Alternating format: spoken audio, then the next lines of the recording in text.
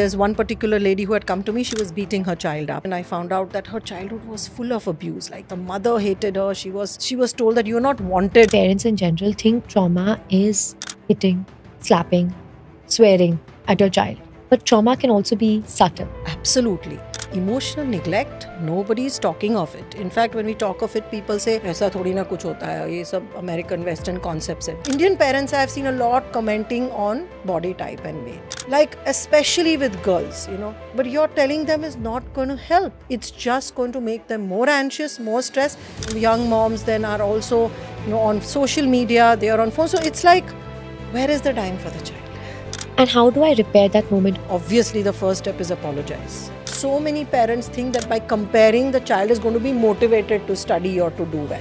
And then when we say, okay, discipline your children, they automatically assume discipline means do jhapat lagao, punishment. No, you can discipline your children by being firm, by being strict, but without shouting, screaming and abusing them. Why do toddlers hit and bite?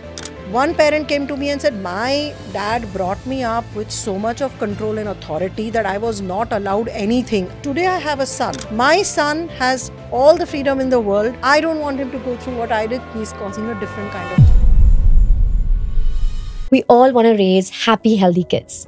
But what if, without realizing, we're passing on the very trauma that has bogged us down? Not through big, obvious mistakes, but the small moments. Snapping when they cry, losing it when they have a tantrum. In this episode, I speak with trauma specialist Riri Trivedi on how trauma affects our life way beyond the time that we've experienced it. How it actually goes down to affecting and negatively affecting our children's mental and physical health. And how we can solve for this. I have done psychologic study for therapeutic purposes, which is hypnotherapy, inner child work, past life regression. Tell me your favorite success story. We have a lot of people who come with severe childhood trauma and to the point where their lives are so handicapped. And there's one particular lady who had come to me, she was beating her child up and she knew she didn't want to beat the daughter, but she had a lot of anger in her. And I found out that her childhood was full of abuse. Like the mother hated her. She was told that you're not wanted, the third daughter and all of that. And she grew up with huge neglect and she every single day hated her mother because of the beating, the emotional abuse. So as she became a mother herself, she had promised, I will not do this to my daughter. But it so happened that even if she didn't want to, unconsciously every time that daughter will do something little or trigger her, uska haath ud jayega. And then she will cry out of guilt for hours and she will hit herself because she's like, what kind of a mother I am?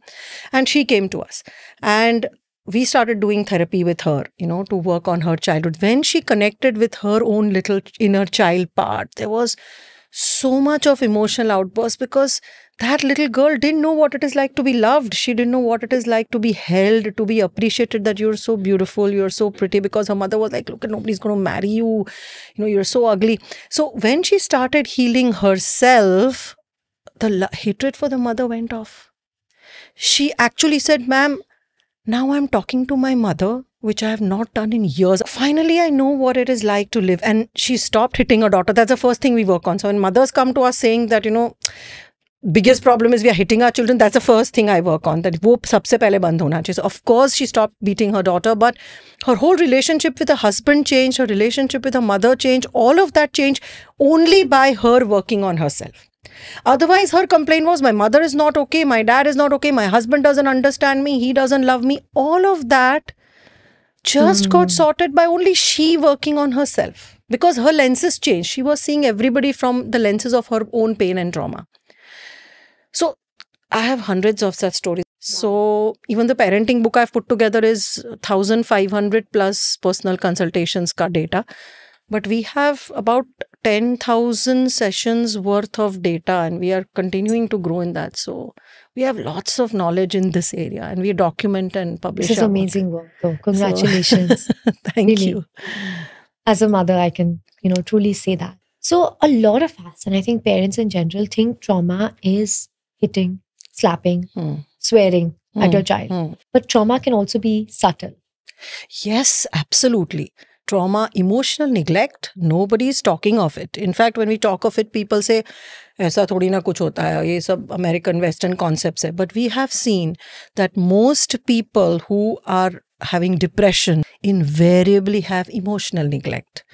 Of course, there is physical abuse, emotional abuse. Emotional neglect is what? When as a child you have grown up feeling that there's nobody for me, there's nobody who understands me, there's nobody I can talk to.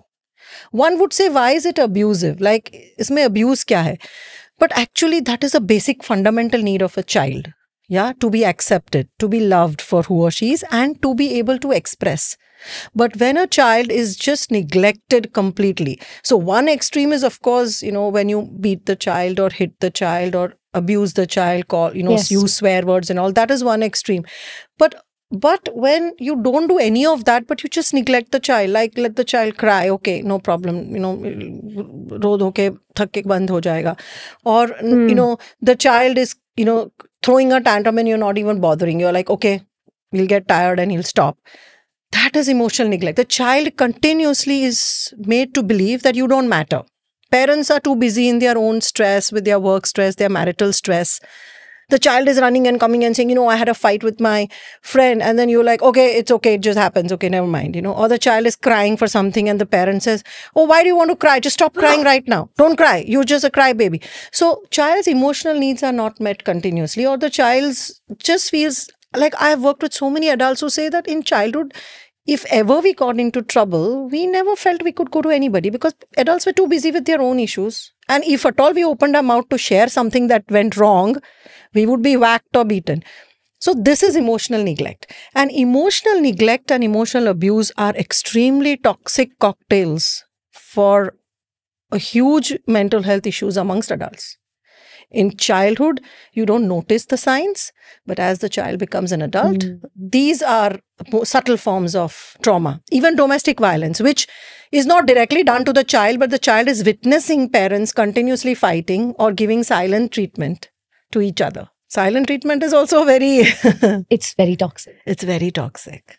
I actually just read that, and I don't know if it's true. Well, it's just internet knowledge, WhatsApp University. But when I read that when parents are fighting in the other room, it actually affects the psychological behavior and mindset of the child. 100%. Children always know. Children, see, because a child from birth, whether it is a human child or animal child, from birth, the child's survival depends upon the person who's given birth to the child, right? So child is so tuned to the mother's and then the father's subtle body language, the tone of the voice, the muscle tightening or loosening, the facial expression. The child is completely clued on. So the mother pretends that, okay, everything is fine. But the mother walks into the room after a fight with the husband, the child knows that something is wrong. The child may not be able, depending on the age of the child may not understand what's happening. Yes, because the logical ability are not fully developed. It develops over time. So when the child is much younger, the child doesn't have a context of why. But the child senses mom is angry, mom is upset, mom is anxious. And when parents are fighting, the child's basic sense of safety is compromised because the child now feels I am not safe. The child also doesn't have that much logic to understand. See, when the child sees either of the parent being abused verbally or physically, the child always believes that I may be next.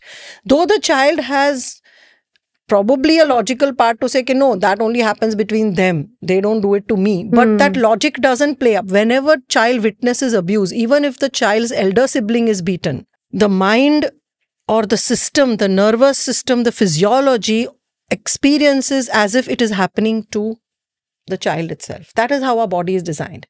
And I think if we all took a moment, I think we've all felt that. Yes, absolutely. We've all felt that. When a sibling is getting yelled at, you can feel it like as if it's happening to you.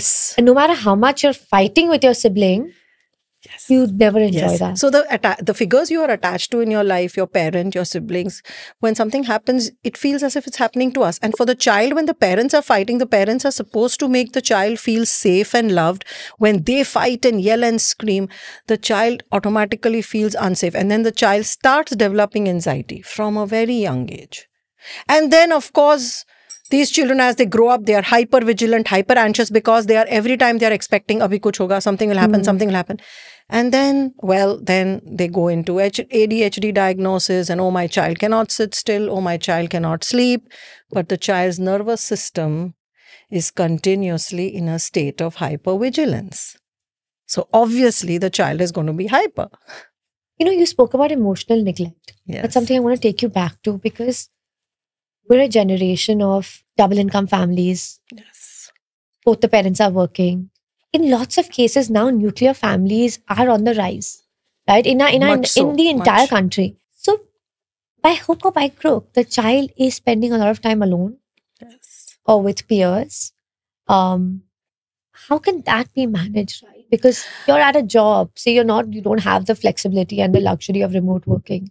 No, I understand. So see, children need two things. They need a buffering adult.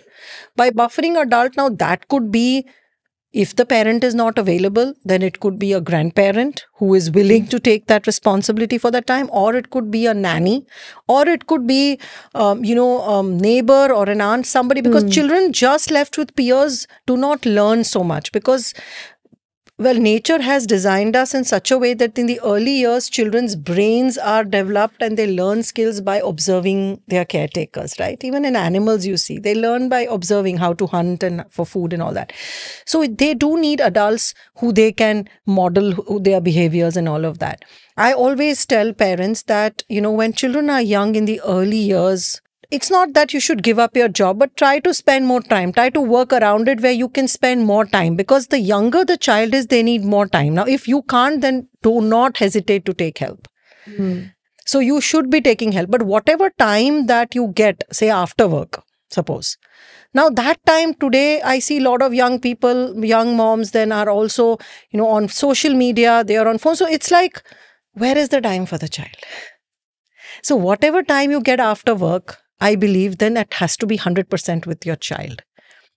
Because otherwise, and what is happening is when both parents are working, there is a lot of stress. So mothers and fathers are coming home already with their nervous system that is stressed, that is again hyper, in a fight and flight. So I always tell them, take 15 minutes down in the car park, do some breathing and then come home. Because you're already like a tightly wound spring or a rubber band which is so stretched, and you're entering the house and your child throws one little tantrum. Because children are children. They will not be the same every day. They will not want to eat one day. They will not want to sleep on one day. And that is when your entire day's stress is going to come out. And you are not going to be able to be the adult that you want to be. That is when all the breakdowns happen in the connection with the child. Yeah. So that moment has to be managed well. So we cannot prescribe that don't do a job. People have financial difficulties. So women have to sometimes work a full-time job.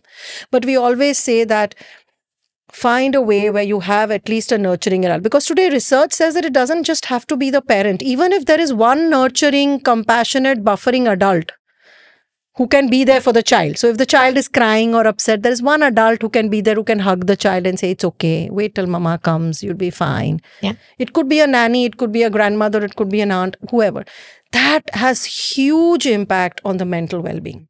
The children who claim they had nobody are the ones who as adults later on have huge issues with, depression, loneliness, lack of social support, poor emotional resilience, and suicide behaviors. Children who say, everything was not working for me, but there was this one teacher who just made me feel so good. Or there was my grandmother till she was alive. Oh, kuch bhi hota tha, I would just run to her. Those are the people who manage to survive much better than the others. They have better emotional resilience. And what about passing down trauma, right? That parents have gone through. Yes. Does it come to the child? Of course.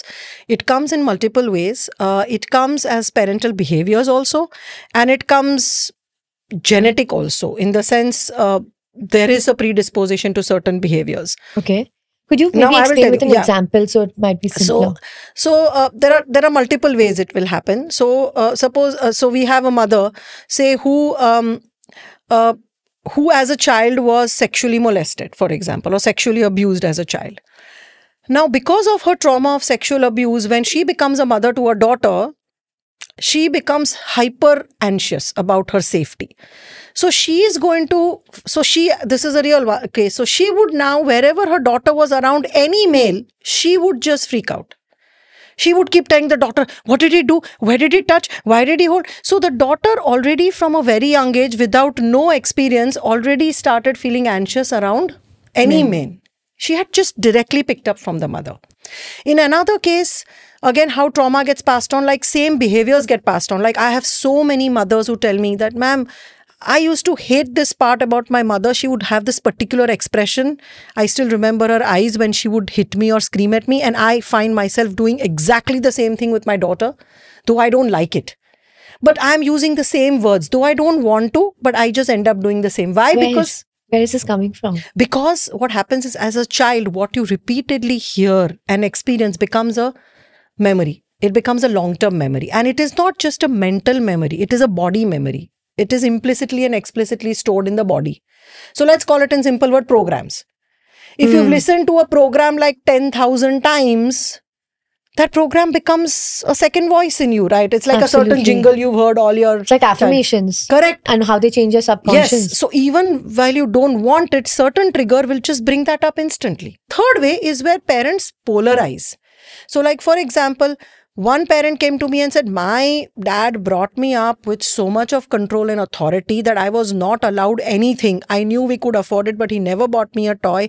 Even my career choices were made by him. And he was so strict, he would beat me with a belt and I was not even allowed to cry. Today I have a son. My son has all the freedom in the world.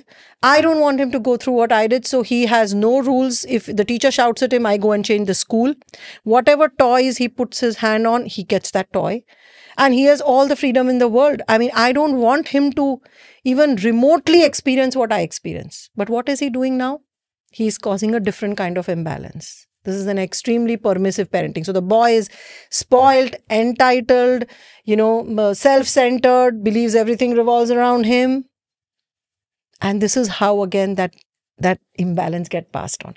So childhood experiences also imbalances the nervous system, creates certain trauma memories, and they stay with us for life. And they definitely, that is why impact how you look at your children, how you interpret their behaviors, and how much present are you with them. So suppose if a client has a severe trauma, that person, if they have not done anything, would be highly triggered, highly volatile.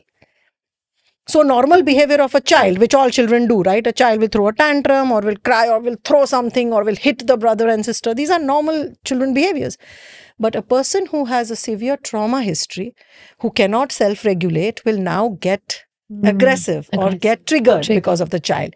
But another parent who doesn't have a trauma history will probably have the presence of mind to take a deep breath and say, well, okay, this is normal now. Let me see how I can stay calm and handle this.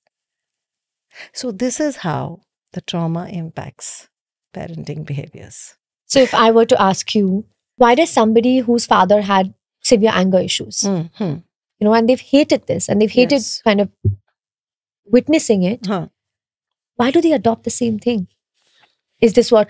Yes, it's a learned behavior. Like I said, so what happens is our body, our memory, and this is like neuroscience, okay? It's designed that whatever we experience is recorded in our body 24/7. So today, suppose we are sitting and talking, everything in the room, whether I have consciously noticed or not, is absorbed implicitly and explicitly in my body. Now, what happens is explicit is the narrative, the story around that. So suppose, say, this person who has grown up with a very, very angry father has a story that, okay, dad was an angry person. That is why he keeps getting angry. And, dad did this at this age and this at this age. That is the explicit memory, the narrative memory. But every time the dad has got angry and shouted or screamed, the sound, the facial expression, the energy, and what the child has experienced becomes a body memory, an implicit memory in the child's body. Whether the child even remembers a particular incident or not, explicit memory may or may not be there, but implicit memory, which is a muscle memory or a body memory, remains. Now, when you've grown up so many times with the same experience, it becomes a body memory. It's exactly like riding a bicycle, right? You have learned how to ride a bicycle. And I ask you, when did you learn? You will explicitly tell me, okay, when I was 5 years old, my dad taught me, it was a red cycle. तो आपने कहानी उसके पीछे बनाई है जो आपको याद है. But suppose if I give you a bicycle and you start riding it without speaking a word, what is that? That is your body memory. तब आपको, you don't even remember कि who taught me, where should I hold it, what age did I learn, how many times I repeated. You just hold the bicycle and you start riding it. Where is that memory coming from? Your body. So when you grow up with an angry parent and you have that implicit memory of a certain level of voice, certain expression, certain behavior, those programs become huge. Now, next time there is a similar trigger, even as an adult, when you know you shouldn't be doing this, automatically, like riding the bicycle, what happens is your implicit memory hijacks your reaction. And you start automatically, without even consciously thinking what is happening, you just do the same thing. And within 5 minutes, you'll be like, oh my God, what did I do? I just behaved like my dad. I hated that. And I'm doing the same thing. Then there will be guilt. Then there will be shame. All of it will happen. How do you delete that body memory? You cannot delete it. That's the whole point. And the thing is, it has nothing to do with your level of intelligence. So the most intelligent, sharp, smart people also get hijacked by their unconscious triggers, which is their trauma memories. Okay. The only thing you can do is two things. One is religiously practice certain techniques that give you that pause before you react, which is the techniques that regulate your nervous system. So again, what is happening is when you are reacting, when you are hijacked by your trigger, your nervous system is dysregulated. You are in a fight and flight mode. When you do techniques to regulate the nervous system, which include slow breathing, humming, chanting, EFT, guided visualization, all of these, over a period of time, it's like you know the bicycle, but now, even if you see the bicycle, you don't want to ride it. You want to take a pause and decide whether you want to ride it or not. That is what the self-regulation does. It trains your body to pause when when the trigger comes, and then decide how to react. The second is, of course, take therapy if you really can't work with self-regulation, because sometimes the trauma is so severe that self-regulation techniques only do not help. In which case, you have to work on those memories and reconsolidate them. You cannot delete. Nature has made us such that we cannot delete our memories. Otherwise, we would be like that Ghajini, Memento movie. Have you seen Ghajini? Yeah. Yeah. So if there's a hardware issue, memories get deleted. Otherwise, you can't delete the memories. But what we do in therapy is we reconsolidate them.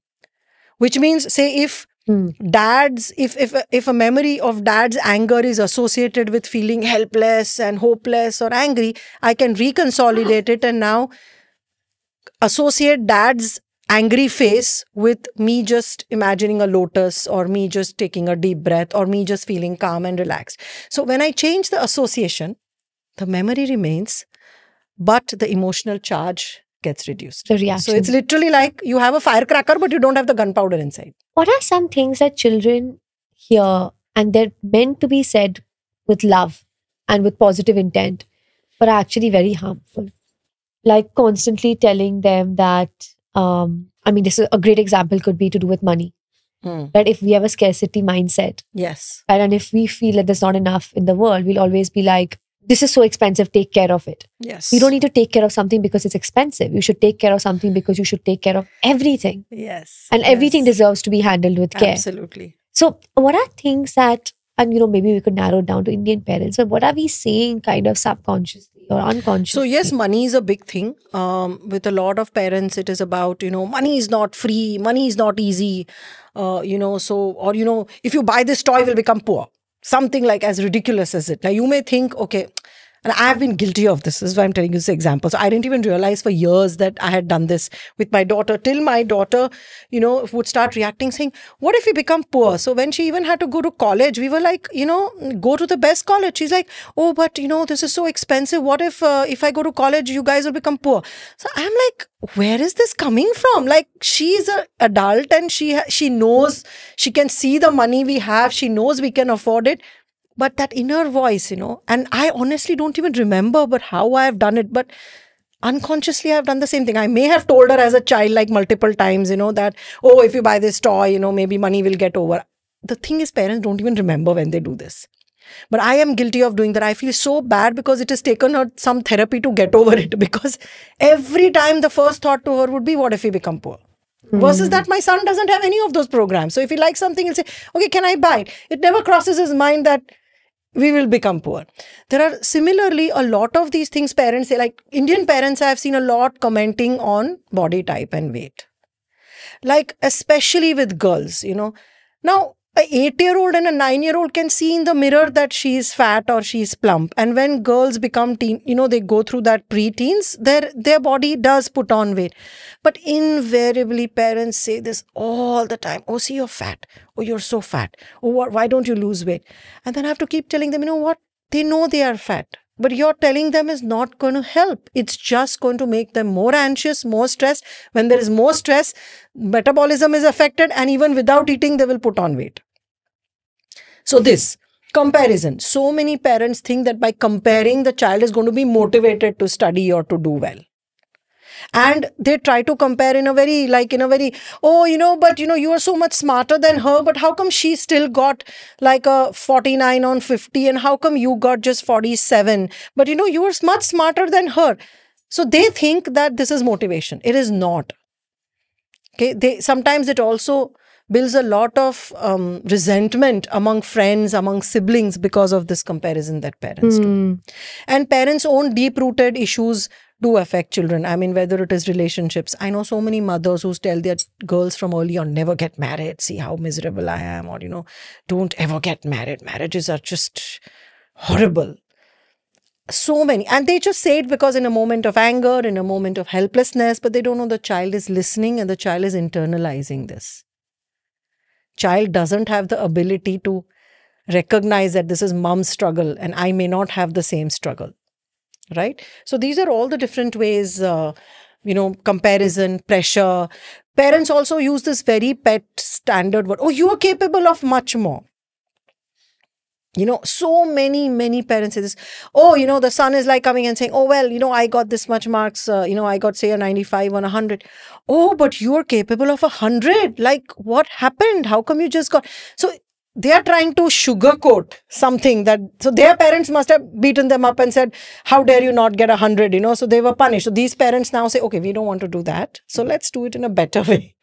So let's do it. Like, oh, but you're capable of, we know your capability, you're capable of here and you're operating here.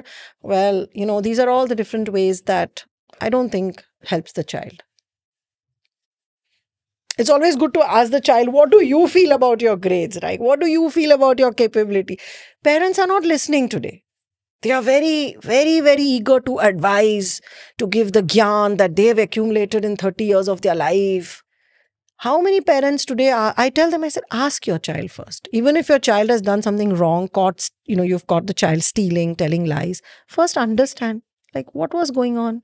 What were you thinking? What are you feeling about it? Listen. When you listen, you will know so much about the child and then you will know how to change that thought process.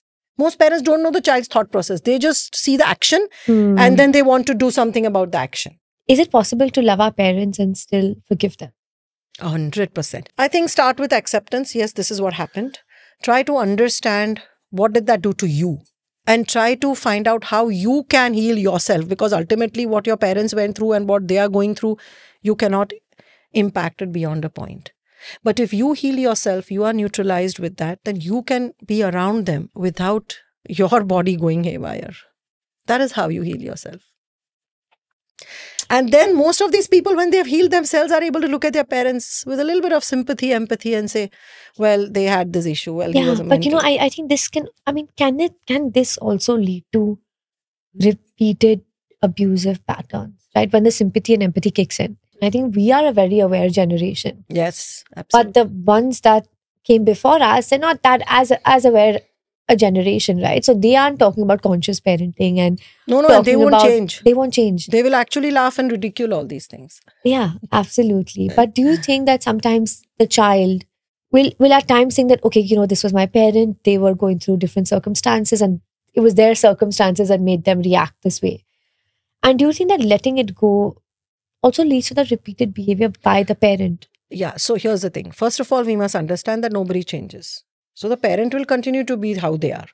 But if you have worked on yourself, if you have worked on neutralizing your triggers, then what you're going to do is you are not going to react like the same old person when they are doing that behavior. See, we, get set in patterns. See, Masoom, how it happens is Parent, child, parent, child. From childhood, there is a pattern. So parent gives out a certain energy, child reacts with a certain energy. And that pattern continues into adulthood. Now the child has gone out, taken therapy or worked on themselves and changed the behavior. Parent continues the same thing. But what happens is now the parent is not getting the same response. So unconsciously, the dynamics and the equation subtly changes without you ever wanting to even change the parent. Because the parent will still be doing the same thing. But even when you change your behavior, the way you respond to the same old behaviors, if your response changes, then their response to your response will also change. And the only way to kind of firstly accept, even attempt at forgiveness is obviously therapy. Not everybody needs therapy, but at least to regulate yourself, to learn how to take that pause, to not be affected. Therapy is, then people say, oh, everything ka solution is not therapy. So I would always say first learn some self-regulation techniques. So how do you balance your nervous system? How can you stay around the same people who've been toxic? How can you still be calm? How can you still be relaxed? How can you still breathe deeply even when you're around them, when they are doing the same old horrible things? If you are not able to, then take therapy. And by therapy, I have seen that for deep-rooted traumas, just talk therapy doesn't help. So you going and talking to somebody about what your parents did to you, temporarily you will feel like, okay. But again, the same thing will come out. When you see the same behavior, same things will come out. So the best way is to work with therapy that can reconsolidate or rewire your memories. And what kind of therapies are those? So there is reconsolidation of trauma memories. There is inner child integration work. There is clinical hypnotherapy. So the therapies that work on your deep-rooted programs, because honestly, tell me, logically, most of us know what we should do and shouldn't do. Tell me, yes, right or wrong? We do. Today, there is so much of information out there. Most of the clients who come to me, they can actually do counseling for a counselor because they have read all these books and they have gone through so much information. So if it had to be fixed by our heads, I think we wouldn't be doing this work. It's not about the head. It's about the programs that you're carrying over which you have no control. And those programs have to change. And that happens through some of the techniques that work at a deeper level, not just talk therapy. Talking can go on. I know clients who say, we did 50 sessions. We are in therapy for 5 years. I'm like, if you're in therapy for 5 years, then what even are you doing? Like, oh yeah, how is this happening? How is this even happening? For me, therapy is about going back to those memories, rewiring them, reconsolidating them so that you can be neutral. Though they stop affecting you. They are like the firecrackers without the gunpowder. So even they are there, but it's not going to affect you. So that kind of therapy helps. So let me give you a scenario, right? There is a child, there is a parent. The child does something that is extremely upsetting to the parent. The parent is a kind parent, loving parent. Fortunately or unfortunately, a past trigger kind of comes through when they see this child doing a very upsetting thing and they mimic a trauma that they have experienced, right? Which could be yelling, could be hitting, could be, an aggressive sort of timeout. Or what is a way that they can self-regulate? Could you kind of give some sort of a solution, not a solution or a hack or, a way to or 2 or 3 ways to self-regulate. To handle that. So see, first of all, when we talk of self-regulate, I'm talking of how to balance your nervous system. Nervous system affects the way you breathe, your heart rate, your digestion, circulation. So when we talk of self-regulation, we are talking of bringing your nervous system in a state of balance so that your heart rate is down, your breathing is slow, your muscles are relaxed. Yeah, that is the state of rest and digest of your nervous system. Why I'm telling this is self-regulation is a very self-regulate, but you should know what it means internally, right? So the nervous system, when we are triggered, so when you see the child doing something really horrible and it has triggered you, instantly you will sense that your nervous system has got into that switch of fight and flight. So your heart rate will go up, your breathing will become fast, your muscle will tighten, and then you will give a reaction. Right? That is a dysregulated nervous system. So to regulate the nervous system, we have to do techniques that work on all this: heart rate, breathing, muscle tone. Which means you have to bring your nervous system or train your nervous system that even when there is stimulus, my nervous system can still be in a rest and digest mode where my heart rate is still slow at whatever 60, 70, my blood pressure is low, my muscles are relaxed, and my breathing is also calm. So all the techniques that work on the nervous system to slow it down are the ones you can do.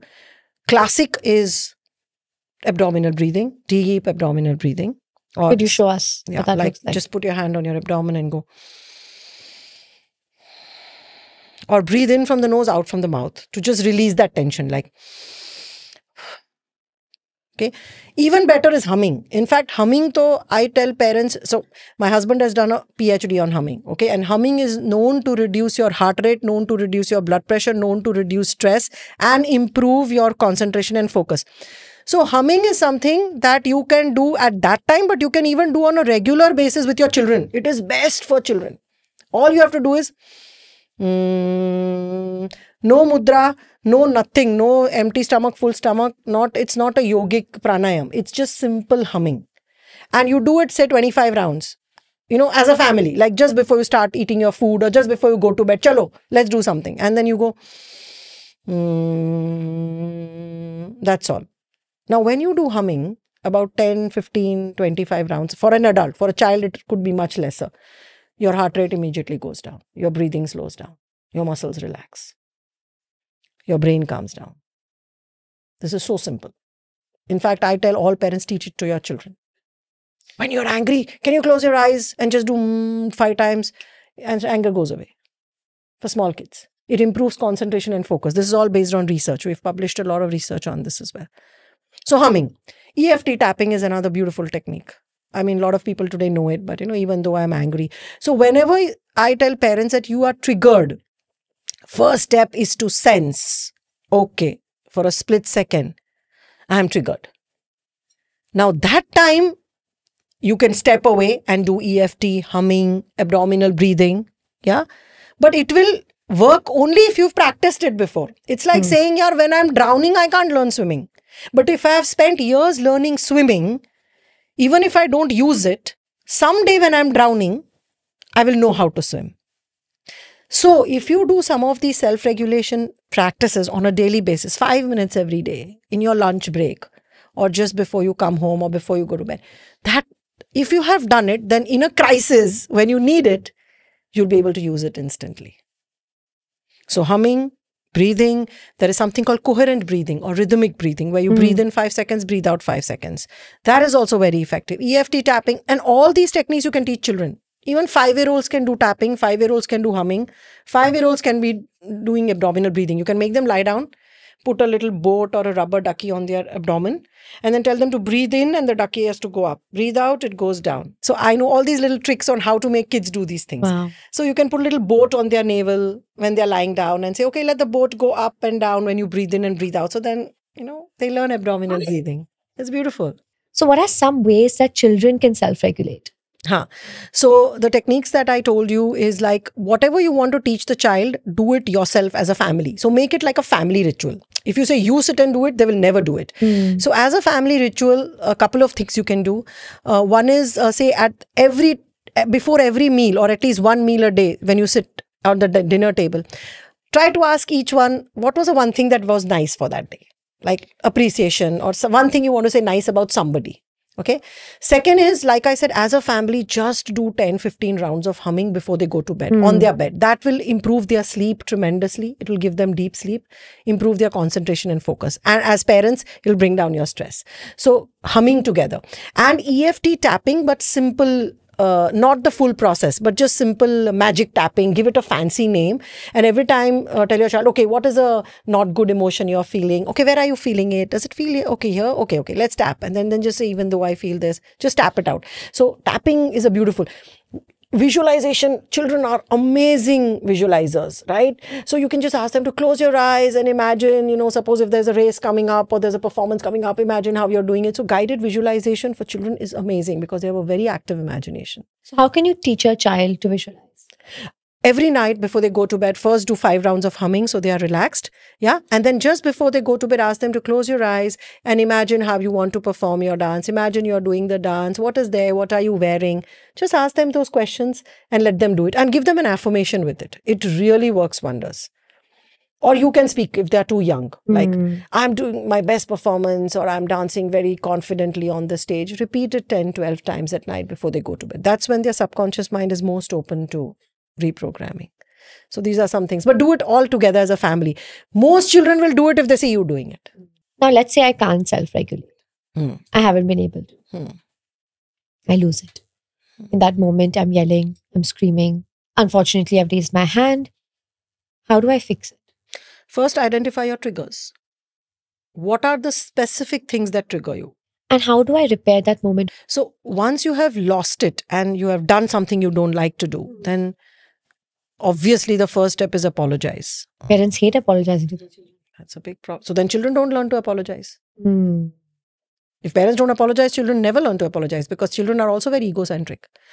So first is apologize. When there are small children, the best way is to hold them or hug them because their nervous system can be easily regulated just by physical touch. So even if you see that your child is like anxious and angry and just give them a hug or hold their hand calmly and do deep breathing, they get regulated. But if you've lost it, please apologize. But every time apologize करने के बाद वही behavior करो, then the child again starts believing that, okay, I have to apologize and then do the same behavior and then again apologize. So it's okay to misbehave and then say sorry about it. So again, then child learns to do that. So don't get into the trap. When you feel that you're going to lose it, just tell your child, listen, I'm not in a space. Just walk out. It's great to teach the children also the same way. You should do the same. Whenever you feel I'm losing it, I'm not regulated, in that 1 second, just take a deep breath and walk out of that situation. Nothing needs your immediate reaction. Parents have this compulsive need to react to everything. You don't have to.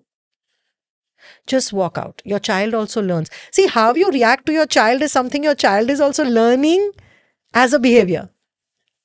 How you respond to your child is also picking that up, that this is how I should respond. So parents who yell at their kids are teaching their kids that when somebody doesn't follow you or somebody doesn't listen to you, yell at them. So don't do that. Walk out. Say that when I'm going to be upset or when I'm upset, I'm going to walk out. I'm not, and it's okay. I'll come and talk to you in 5 minutes once I'm calmed down. Or see, mama needs to cool down. So go and just sit somewhere and do 5 minutes of humming. It's not trivial. Your child is actually learning a huge lesson when you do that. Yes. That it is okay, that in any volatile situation, it is okay to just step out, calm myself down and come back.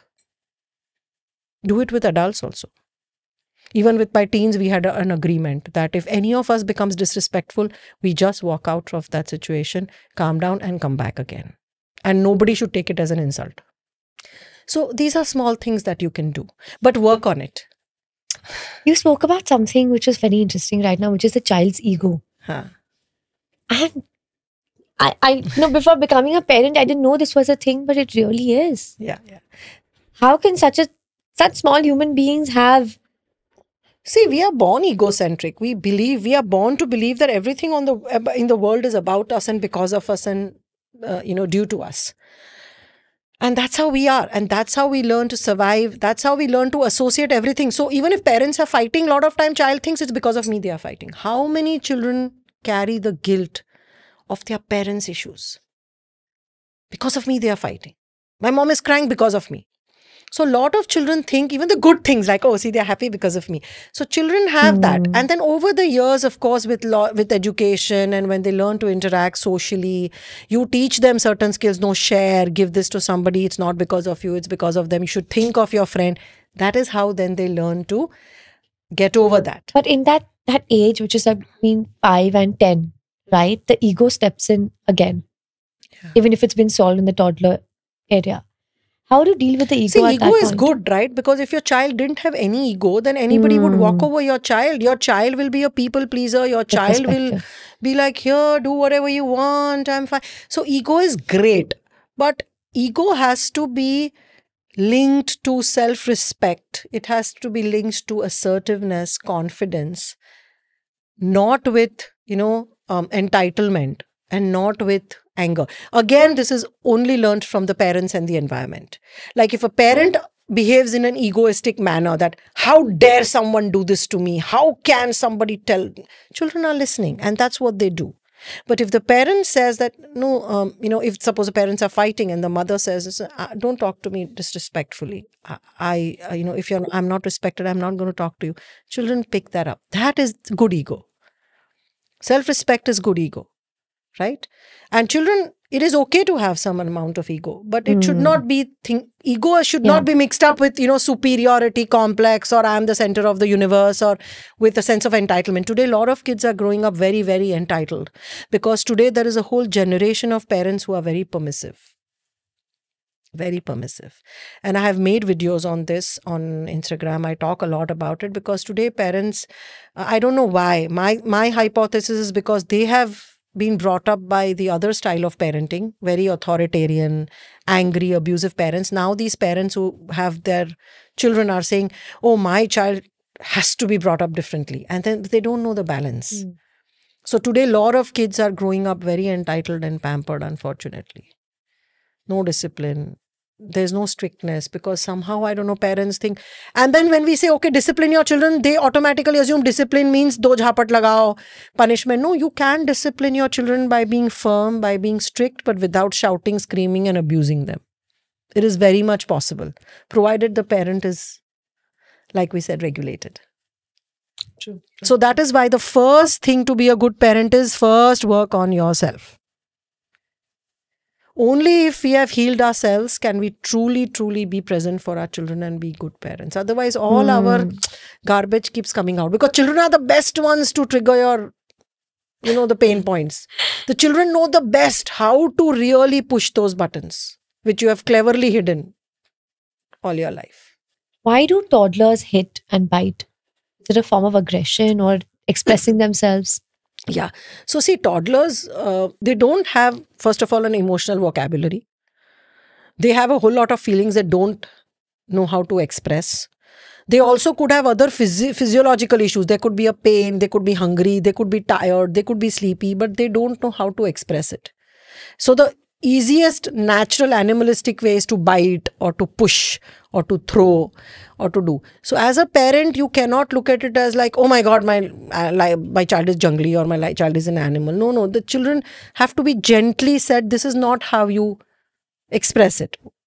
Like, are you hungry? Okay, this is how you tell that you want to eat. So children have to be literally at every step handheld and explained without you taking it personally. Like a lot of parents think my child is biting and shouting at me. Like, why is my child getting mad at me? It's my fault. Or, no.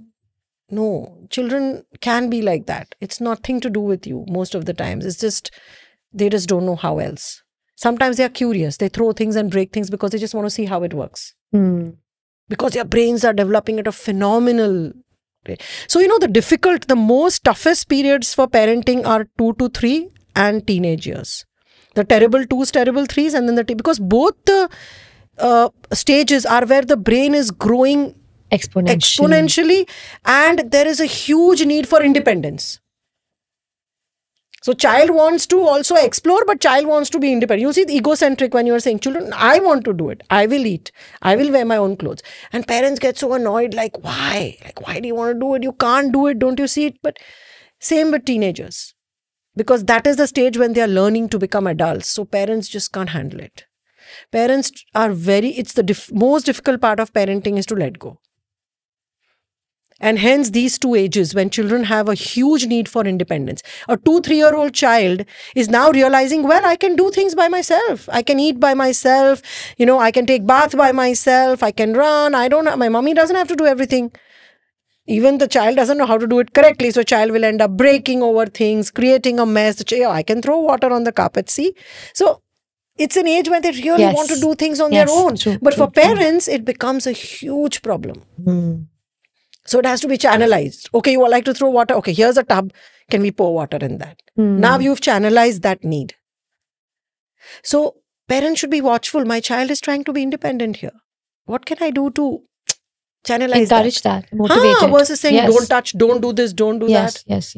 So, but asking your child not to hit, right? I mean, I have a toddler and a baby, so I know this very well.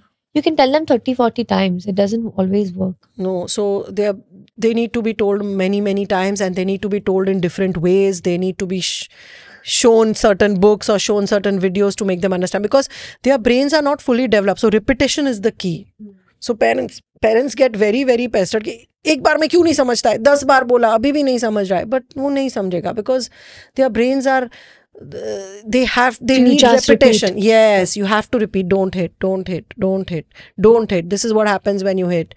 Sometimes you may want to give a consequence. Like if you hit, then well, you don't get to a cookie or something. I mean, you'll have to have consequences. But small, बहुत छोटे बच्चों को consequences समझ नहीं आता है, उनको सिर्फ repetition देना है. And how do you deal with a tantrum, right? Or a meltdown or a... Just stay calm. Just stay calm. Just take deep breaths. Most of the times, if you are calm, children are picking up your energy field. So when a child is throwing a tantrum, immediately moms get anxious, right? Like, oh my God. Pehle to, if it's in a public place, the mothers are like, oh my God, everybody's watching me and they think I'm such a horrible mother. Oh my God, kya log kahenge.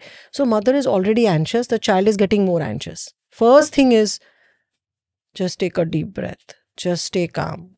And then approach the child. When it's a small child, just hold, rub the back, hold the hand, give a hug. You don't even have to speak anything. You know, and then ask that, what's happening? What do you want? What's going on? Can you talk to me? So when you try, you know, the trick is, when you ask them certain question and they're trying to answer, they are engaging their upper brain, which is for self-regulation, which is for emotional intelligence, which is for logical and rational thinking. When they are in a meltdown or angry or throwing a tantrum, they are operating from their lower brain, which is impulsive behavior, fight and flight.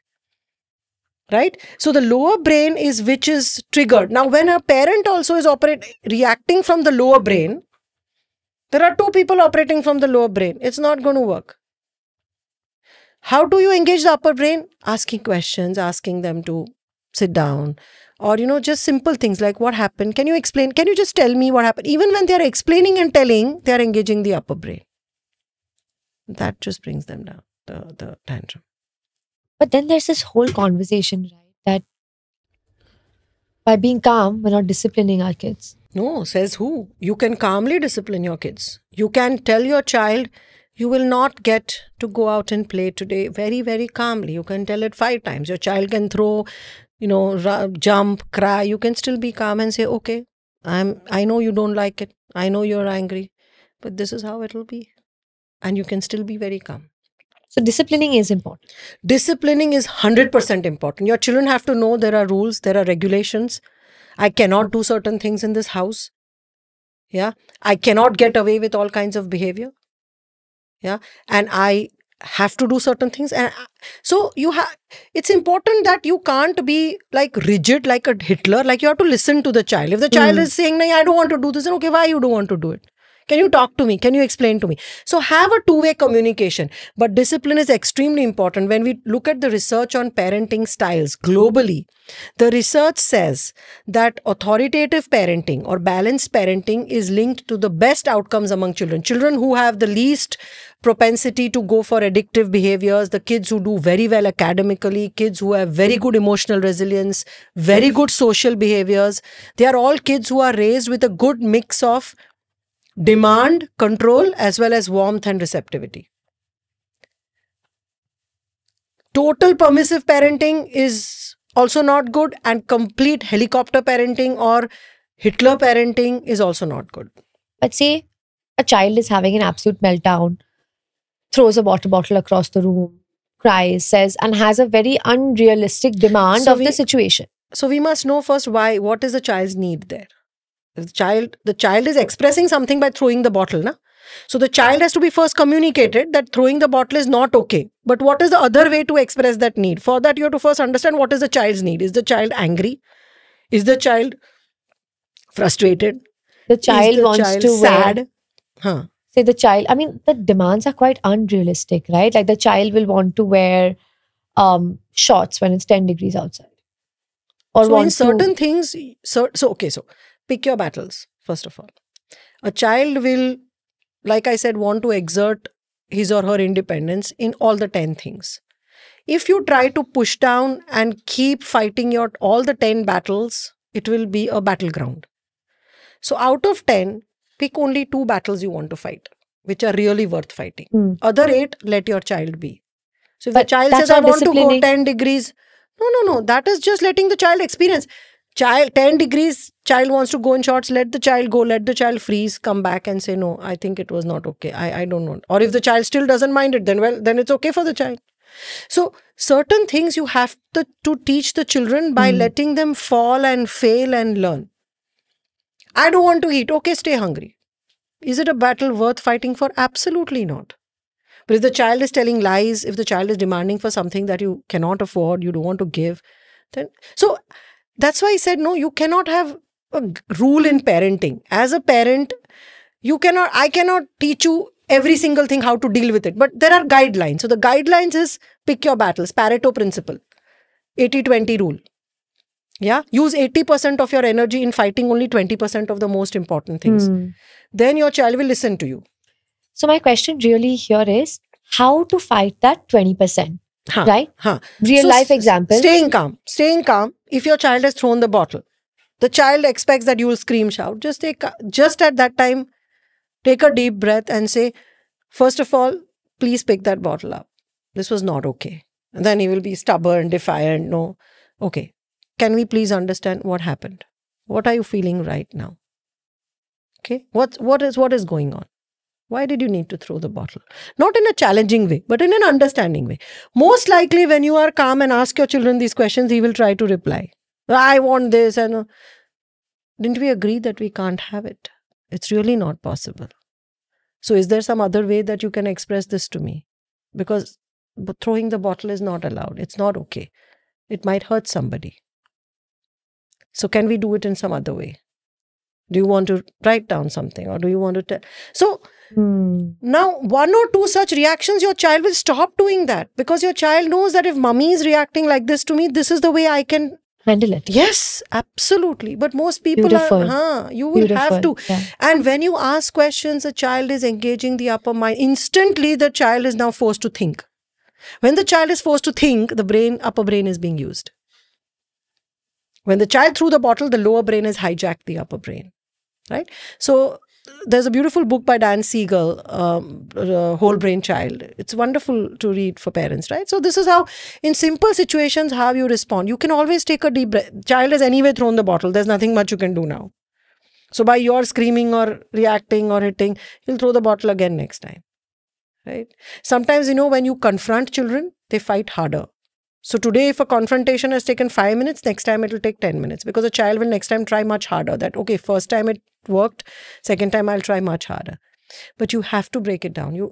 And you can discipline. You have to be very firm with your children. You have to have ground rules, but not at the cost of rigidity. So there will be moments when your children once in a while will not listen and then you're like, it's okay. Now I want to talk about, in the beginning you said that you're working now and doing a lot of research on the positive. Yes. Could you remind me of what that's? Yeah. So there are 2 things. ACE is adverse childhood experiences, on which there's a lot of research now, which is childhood trauma. And there is PCE, which is positive childhood experiences. But from what I have understood, from whatever research I've gone through, positive childhood experience is where a child feels absolutely safe to express his or her emotions. So if a child is angry at the parent, the child can say, listen, I'm angry at you. And the parent has the ability to not react and be calm and say, okay, tell me why are you angry at me. This creates safety. Versus a child who says, oh my God, I'm not safe to tell anything to my parent. My mom is looking horrible, but I have to just say she's looking nice. Or my mom, is not being fair, but I can't speak out to her because if I speak out, she's going to react. Or if I tell my mom that I, was intimate with my boyfriend, she's going to freak out and have a panic attack. So I can't tell my mom that. So the best way to make your children and teenagers feel safe is by not overreacting, by not being over dramatic, by not being so triggered by whatever they are saying. Children feel safe when they know that my parent is going to be like calm and relaxed in spite and despite of whatever I say. That is the first foundation of safety. It does not mean you are endorsing their behavior. It does not mean you are agreeing with them. It only means that you have the ability to at least listen to what they are expressing. And it could be something that really is horrible. You don't like it. You know personally that you hate it. But still, your child needs to know that I can tell my parent about it. And yes, parent has a right to share his or her opinion on it. Like, I completely don't agree with what you've done. But how you say it will decide whether your child is going to next time come and share with you or not. Right? Most children, why do they learn to lie and deceive? Based on parents' behaviors most of the time. Because they know that my parent is going to scream or shout or throw a tantrum. I'd rather not speak. It's better if they don't find out only. So that is the first thing. The second thing I think of positive parenting is a lot of respect, mutual respect. Treat your child with respect. Your child is an individual. Your child is egocentric. Just because you're a parent, you can't be on the high seat on a high horse and say, hey, get lost or do what you're doing. Because that's how they learn to talk with other people then. So do not operate from a position of power. Parents love throwing their power around at their children because they know children are financially, emotionally, physically dependent on them. But when they abuse this power, when the children now, there's a role reversal. When the children now become financially, physically, emotionally stronger and more powerful, they give the same treatment back to the parents or to other people who are dependent on them, right? So respect. You can respect even a 2-year-old and a 3-year-old. Respect is very important for a child. It makes a child respect himself. How you treat a child, the child learns how he should treat himself. So if you are disrespecting your child is going to learn to take disrespect from everybody. So the parents who say, make my daughter confident. But if you are only not allowing your daughter to express herself and to share her views, then you want, the daughter to be confident in front of the world. If you are suppressing your children, your world is going to suppress your children. Your children are going to think it's okay to be suppressed because that's normalized by you. If you disrespect your child is going to be okay with disrespect by the spouse, by the parents, or by the in-laws. Yeah. So mutual respect, another very important thing in positive parenting. And warmth and compassion. Yes, children need a lot of physical touch. They need a lot of, reassurance. Not to the point of, again, like I said, entitlement and pampering, but they need that. So these are some of the positive experiences. So a lot of adults, so when we check the positive experiences, we usually ask adults to fill it up, right? Based on their childhood experiences. And all the adults who've had positive childhood experiences have said that there was somebody who they could talk to, they could confide in, they could share things with. There was somebody who would just listen to them if they were crying and console them and make them feel good or soothe them, right? That is what is important that children need. And that takes them through a whole lot of other bad experiences that they might go through. So I would say to parents that focus on emotional resilience in your children, building emotional resilience.